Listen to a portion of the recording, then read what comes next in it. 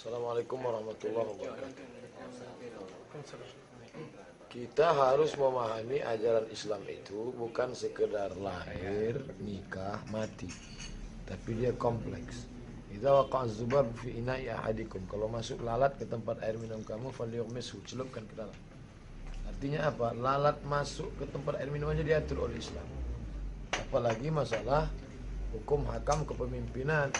Maka dalam Islam tugas pemimpin itu adalah ra'id din wad daulah, menjaga agama baru negara. Jadi kalau ada pemimpin di negara mayoritas muslim, mengurus sholat jamaah masyarakatnya, mengurus bagaimana sedekahnya, lalu ada orang yang muslim berkata, masalah sholat urusan saya dengan Allah lah, jangan urus saya. Ini orang nggak ngerti.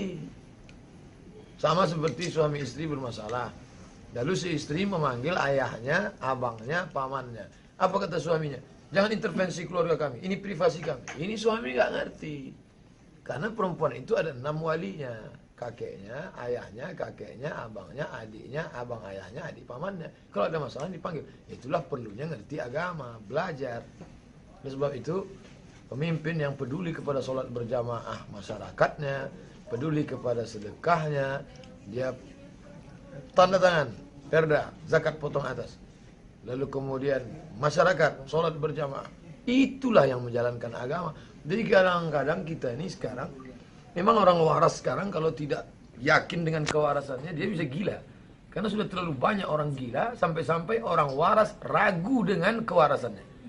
Oleh sebab itu maka daya, pondok pesantren, alim ulama mulailah menyuarakan ini. Ini loh tugas pemimpin, ini loh tanggung jawab suami, ini hak yang dilakukan oleh pemimpin terhadap rakyat, ini pula kewajiban rakyat terhadap pemimpin. Maka kita saling memahami. Oh, ternyata pemimpin saya itu bukan usil, bukan intervensi, tapi menyelamatkan akhirat saya, menyelamatkan ibadah saya. Dan kepada Walid Husaini, lanjutkan, kami berada dan setia mendukung serta mensupport apa yang Walid laksanakan. Insya Allah.